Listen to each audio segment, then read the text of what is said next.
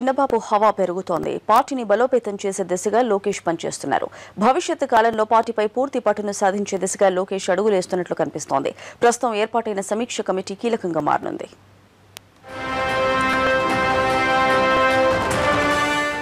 ఏపీలో టీడీపీ అధికారంలోకి వచ్చి 2 ఏళ్లైంది. ఎన్నికల ముందు నుంచి పార్టీలో కీలక పాత్ర పోషించిన అప్పట్లో పెద్దగా తెరపైకి రాలేదు చంద్రబాబు లోకేష్. ఎన్నికల ముందు వరకు తండ్రి చాటు బిడ్డగానే ఉన్నారాయన. ఆ తర్వాత నెమ్మదిగా పార్టీపై పట్టు పెంచుకునేందుకు ఒక్కో అడుగు వేస్తూ వచ్చారు. కార్యకర్తల సంక్షేమ నిధి సమన్వయకర్తగా బాధ్యతలు స్వీకరించిన లోకేష్ ఆ తర్వాత జాతీయ పార్టీ ప్రధాన కార్యదర్శి అయ్యారు. అయినా పెద్దగా మీడియా ముందుకు రావడం గానీ విపక్షాలపై కామెంట్లు చేయటం గానీ చేయలేదు. దీంతో అప్పట్లో లోకేష్ సైలెంట్ అయిపోయారంటూ ప్రచారం సాగింది.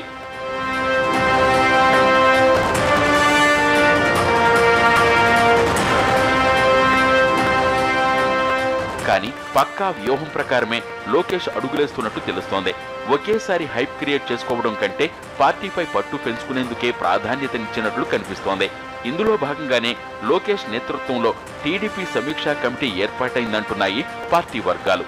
ప్రభుత్వ పథకాలను జనంలో ఎలా తీసుకువెళ్లాలన్న దానిపై ఈ కమిటీ సూచనలు చేస్తుందని పైకి చెప్తున్నా భవిష్యత్తులో పార్టీలో జరగబోయే కీలక మార్పులకు పరిణామాలకు ఇదే కీలకం కానుందనే ప్రచారం జరుగుతోంది.